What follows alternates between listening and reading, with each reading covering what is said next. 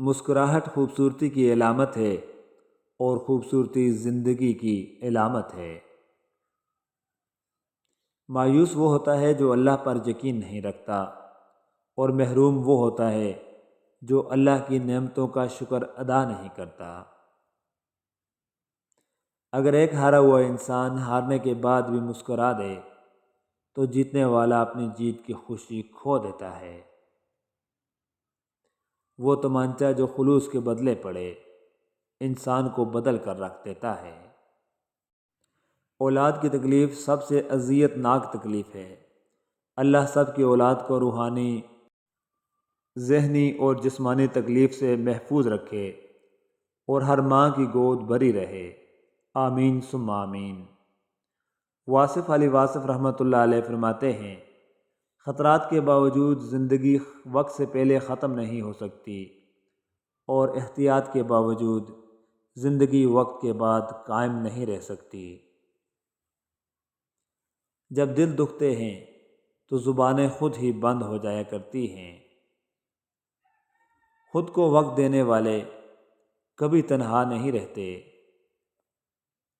بہترین زندگی جینے کے لیے اس حقیقت کو تسلیم کرنا پڑتا ہے کہ سب کو سب کچھ نہیں مل سکتا۔ جب لوگوں کے پاس متبادل ہوں تو پھر انہیں کہاں فکر رہتی ہے کسی کے روٹھ جانے کی۔ کچھ لوگ اتنے خاص ہوتے ہیں کہ ان سے 5 منٹ کی گفتگو ہمارے چہرے پر رہنے والی 24 گھنٹے کی مسکراہٹ کا سبب بن سکتی ہے۔ ہم وقت گزارنے والے نہیں، رونق محفل ہیں۔ زندگی بھر یاد کرو گے کہ زندگی میں آیا تھا کوئی۔ معاملات اللہ کے سپرد کرنا ہی بہتر ہوتا ہے، کیونکہ ہم خود بھی اپنے ساتھ اتنے مخلص نہیں ہوتے جتنا اللہ ہمارے ساتھ مخلص ہوتا ہے۔ حضرت علی رضی اللہ تعالیٰ عنہ نے فرمایا، دوست کو دولت کی نگاہ سے مت دیکھو، کیونکہ وفا کرنے والے دوست اکثر غریب ہوتے ہیں۔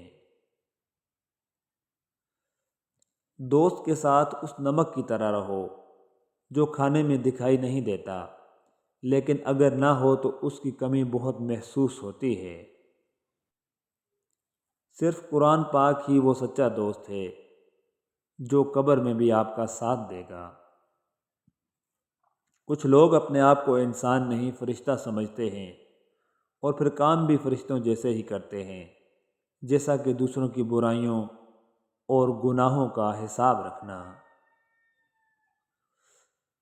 عورت کی طبیعت میں ایک عجیب طرح کا تضاد ہے کہ وہ غریب شوہر سے پیسے مانگتی ہے اور پیسے والے شوہر سے پیار مانگتی ہے۔ ان اللہ لا يحب المعتدین، یقین جانو کہ اللہ زیادتی کرنے والوں کو پسند نہیں کرتا۔ قبر کی تنہائیوں سے پہلے بھی قدرت ہمیں کئی بار تنہا کرتی ہے تاکہ ہم خالق سے تعلق کی مضبوطی کو سمجھیں۔ علم یہ ہے کہ آپ کو معلوم ہو کہ کیا کہنا ہے، اور حکمت یہ ہے کہ آپ کو معلوم ہو کہ کب کہنا ہے۔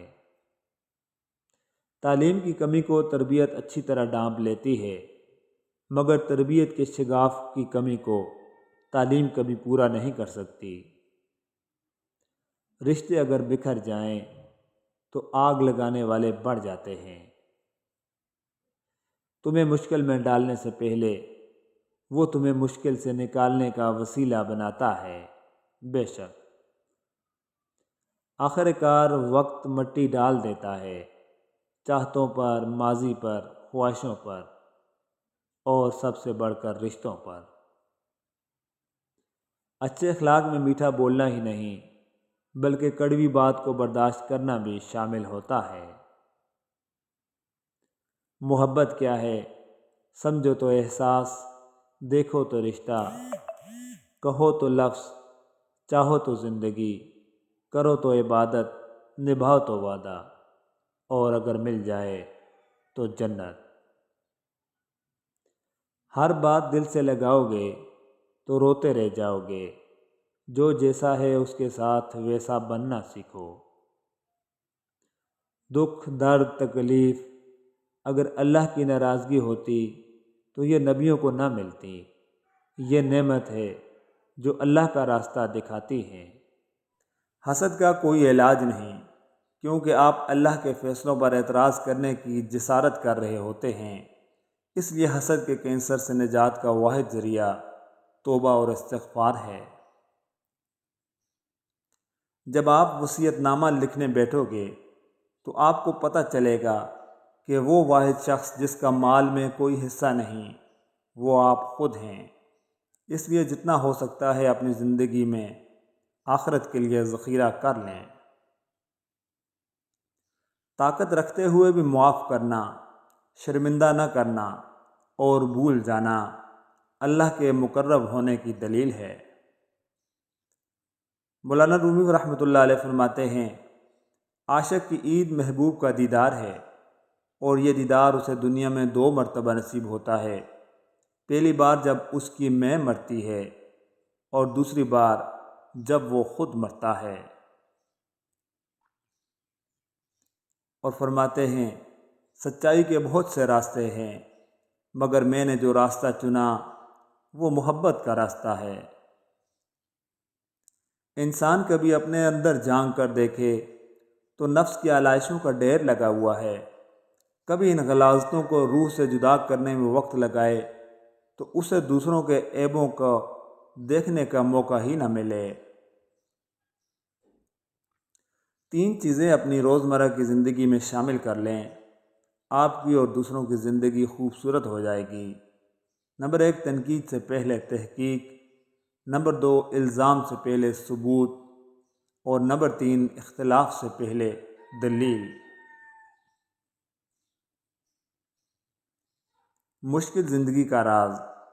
رسول اللہ صلی اللہ علیہ وآلہ وسلم نے فرمایا، مومن مرد اور عورت پر آزمائشیں آتی رہتی ہیں، کبھی اس کی ذات پر تو کبھی اولاد پر اور کبھی مال پر، یہاں تک کہ جب اللہ تعالیٰ سے ملاقات کرتا ہے تو گناہوں سے بالکل صاف ہو جاتا ہے۔